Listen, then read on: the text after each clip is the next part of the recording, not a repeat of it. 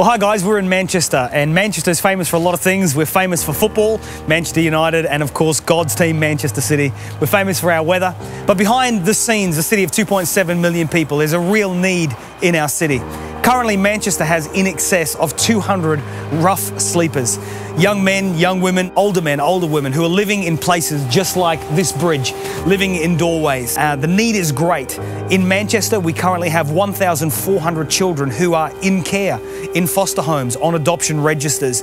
The need is massive. And one of the things we're really excited about in our church is that we believe God has given us the keys, He's given us the open door, He's given us the favor, and He's also given us the human resources to actually meet the need in this city. We want to show you right now one of our success stories from A-teams at Audacious Church. My story's simple. At 14, I started using, at 17, heroin. Homeless for a few years, and then I finally got onto methadone with psychiatric units in between.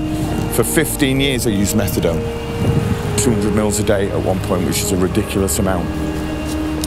Then I got clean, and I was all right for quite a number of years.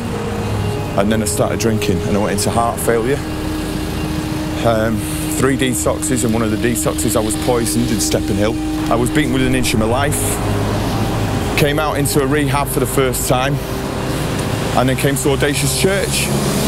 Started doing this, and within last 3 years I've ended up with the most beautiful woman in Audacious and my own business, and I work with these guys. That's it. AFLA. Do you want some soup? This is gorgeous. How are you? When we launched church 7 years ago, we knew that God wanted us to be the hands and feet of Jesus. And it's been such a joy working with the rough sleepers, working with the prostitutes in the city, working with the vulnerable, taking them by the hand and with the love of God, journeying them from a practical sense, from sleeping under bridges to now many of them having their own homes, living in houses, they're employed. We're seeing girls coming out of the life of prostitution. They now have families of their own, some of them married as well. We're excited. We believe it's just the start of many great things that we want to see God do in this city. Our teams now go out 6 nights a week to serve the needs of the poor in the community, to keep them safe, to rescue those who want rescuing. But in the last year alone, we've made 1,000 new contacts with girls who are working in the red light district. We've served 6,500 meals, hot meals this year as well. And not only that, we're now currently working with the largest support network of those who are living with cancer in the UK. In fact, in the last year alone, we have been working with 400 families who are living with cancer. As a church, we're pastorally caring for them, but we're also practically supporting them as well through food, helping with decoration, helping their children get to school, home again. There are so many things that we're doing. We're excited about it, but we feel like it's only the start of great things.